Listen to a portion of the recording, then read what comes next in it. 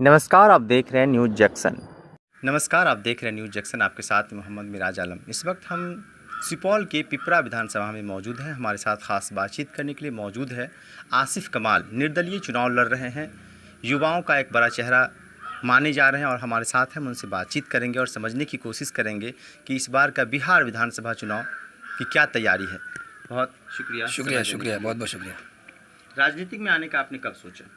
देखिए, राजनीति कोई करियर नहीं होता है, कोई प्रोफेशन नहीं है। मेरे लिए राजनीति मैं समझता हूँ जैसे एक समाज सेवा है, सोशल वर्क है, जिसके लिए तैयारी आपकी बहुत शुरू से होती है। वो एक माइंडसेट है लोगों के लिए काम करना। आते तब हैं जब आप तैयार होते हैं पूरी तरीके से। तो राजनीति में कब आए, उसकी शुरुआत तब होती है जब आप बड़े होना शुरू होते हैं, आपके अंदर वो भाव जागता है कि समाज के लिए कुछ करना है। तो आए तो बहुत पहले से, लेकिन तैयार अब हूँ लोगों की सेवा करने के लिए। तो आप इससे समझ सकते हैं कि पिछले 8-9 महीने से मैंने ये मन बनाया है कि मैं अपने क्षेत्र को विधानसभा में उनकी नुमाइंदगी करना चाहता हूँ। जिन चीज़ों का अभाव मेरे क्षेत्र में मुझे महसूस हुआ है जब मेरी परवरिश हो रही थी, उन सभी चीज़ों पे काम करने की ज़रूरत है। कुछ चीज़ें ऐसी हैं जो हो जानी चाहिए, कुछ चीज़ें ऐसी हैं जो होना है। तो जो हो जानी चाहिए थी वो तो बिल्कुल इमीडिएट इफ़ेक्ट के साथ होना है, और जो चीज़ें ऐसी हैं जो मेरी एक्सपोज़र, मेरे एक्सपीरियंस और मेरी जो दुनिया मैंने देखी है, उनसे मुझे जो लगता है कि एजुकेशन और हेल्थ केयर में वो सारे काम जो होने से इस क्षेत्र का बहुत अच्छा विकास होगा। और यहाँ के लोग वो डिज़र्व करते हैं, यहाँ के बच्चे वैसी शिक्षा डिज़र्व करते हैं, यहाँ के रह रहे लोग उस तरह की स्वास्थ्य सेवाओं का जो लाभ है वो मिलना चाहिए उनको।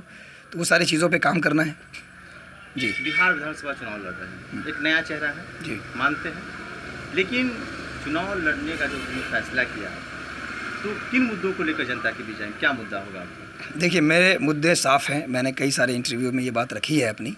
मेरा सबसे पहला मुद्दा शिक्षा है। मैं जहाँ आप बैठे हैं, ये मेरा घर है, यहाँ से आधे किलोमीटर दूर मेरी शिक्षा हुई है, वहीं मैंने तालीम हासिल की है। रोड पे ही बैठ के मैं पढ़ता था। अच्छा जी। तो मैंने जिन चीज़ों का अभाव देखा है जीवन में, सबसे बड़ा अभाव वो शिक्षा है। मैं बार बार ये कहता आ रहा हूँ कि आप एक परिवार के एक बच्चे को सिर्फ शिक्षा दे दीजिए तो वो अपनी ज़िंदगी, अपनी जनरेशन बना लेगा। उसका क्या महत्व है ये मैं बहुत अच्छे से समझता हूँ। मुझे शिक्षा प्राप्त करने का अवसर मिला, मैं बाहर गया, उसके बाद क्या बदलाव हुआ है वो मैं जानता हूँ। मेरे परिवार में, मेरी जनरेशन में क्या बदलाव आएंगे। पहली प्राथमिकता शिक्षा है। दूसरी प्राथमिकता स्वास्थ्य सेवाओं का अभाव जो इस क्षेत्र में है वो होना चाहिए। देखिए, जब एक गरीब परिवार का एक व्यक्ति बीमार होता है तो एक व्यक्ति बीमार नहीं होता है, पूरा परिवार बीमार हो जाता है। तो वो जो समाज का वो तबका है जिसके एक व्यक्ति के बीमार होने से पूरा घर बीमार होता है, उनके लिए काम करने की ज़रूरत है।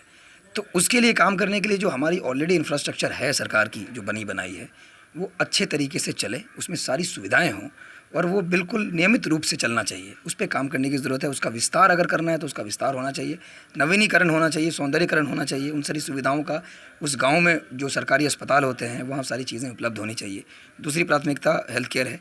तीसरी प्राथमिकता है हमारे लोगों का, क्षेत्र के अंदर जो लोग मज़दूर हैं, किसान हैं, इन लोगों का कुछ ना कुछ रोज़गार का ऐसा कुछ साधन जिससे उनकी ज़िंदगी, जैसा मैंने कहा कि बच्चे को शिक्षा, उसी के साथ जोड़ दीजिए आप एक घर में एक आदमी को रोज़गार। तो मैंने कहा है कि हर जन को रोज़गार और हर घर में शिक्षा, ये बहुत ज़रूरी स्लोगन है मेरा जिस पे मैं चल रहा हूँ।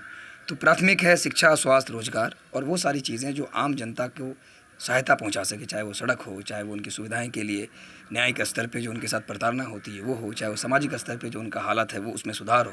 यही मेन मुद्दे हैं जिसके सामना मैं करके बड़ा हुआ हूँ, उसका सामना पूरे पिपरा विधानसभा के सभी लोग करते हैं। तो संपूर्ण पिपरा का विकास मकसद है।